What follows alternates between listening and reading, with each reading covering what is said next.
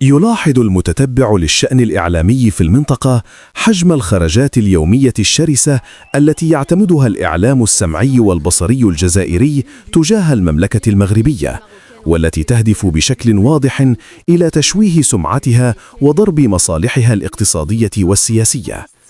لقد أصبح الإعلام الجزائري مهووساً بالمغرب إلى درجة التربص بكل صغيرة وكبيرة تقع داخله، متناسياً في المقابل مشاكله الداخلية وتعقيداته الوطنية. لقد تحول المغرب إلى مادة دسمة في الموائد المستديرة والبرامج الحوارية في العديد من القنوات التلفزيونية الجزائرية، سواء الناطقة بالعربية أو الفرنسية، حيث أصبح الشغل الشاغل لتلك المنابر الإعلامية هو الحديث عن المغرب وتحليل أوضاعه والتشكيك في مساراته. غير أن هذا الهوس لم يعد مقتصراً على الإعلام فقط، بل امتد ليشمل شرائح واسعة من المجتمع، حتى أصبح الحديث عن المغرب حالة جماعية من الانشغال المفرط.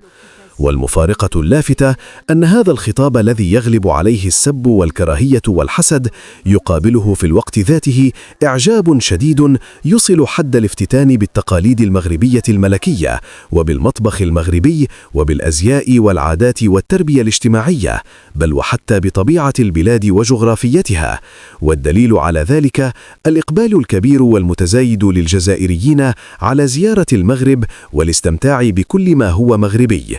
ويبقى السؤال المطروح بإلحاح: لماذا كل هذا السعار تجاه المغرب في الوقت الذي يتمنى فيه البعض العيش وسط كل ما هو مغربي والاستفادة من مقوماته الحضارية والثقافية والسياحية؟ إن الجزائر مستمرة في توظيف إعلامها السمعي والبصري بمختلف لغاته وتوجهاته في محاولة ضرب وتشويه سمعة المغرب، وهو إعلام أصبح يمتد تأثيره إلى مناطق واسعة في شرق وغرب إفريقيا، ولن يتوقف عند هذا الحد. كما أن حضوره في الفضاء الإعلامي العربي يظل ملحوظاً، إضافة إلى النشاط المكثف عبر وسائل التواصل الاجتماعي التي أصبحت بدورها ساحة لترويج الإشاعات وصناعة الأخبار المضللة. وهنا يبرز لب الإشكال الحقيقي: أين الإعلام المغربي من كل ما يجري؟ ولماذا يبدو غائباً أو ضعيف الحضور في مواجهة هذه الحملات المنظمة؟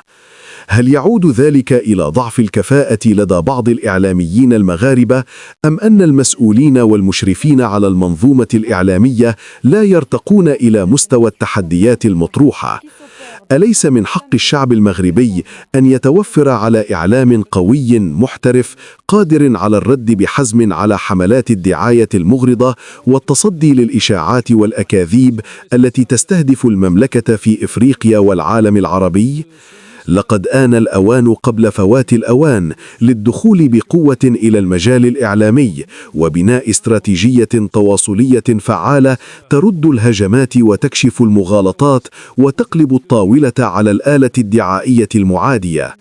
وفي الختام، أصبح الشعب المغربي يطالب المسؤولين وأصحاب القرار بإعلام وطني قوي قادر على مواجهة التحديات وتقديم منتوج إعلامي راق يليق بصورة المغرب وتاريخه ومكانته. فقد سئم المواطن من إعلام بائس ضعيف المحتوى يفتقر إلى البرامج الثقافية والدينية والعلمية والتعليمية والتربوية، ويبدو في كثير من الأحيان غائباً عن أداء دوره الحقيقي في التوعية والبناء والتأطير.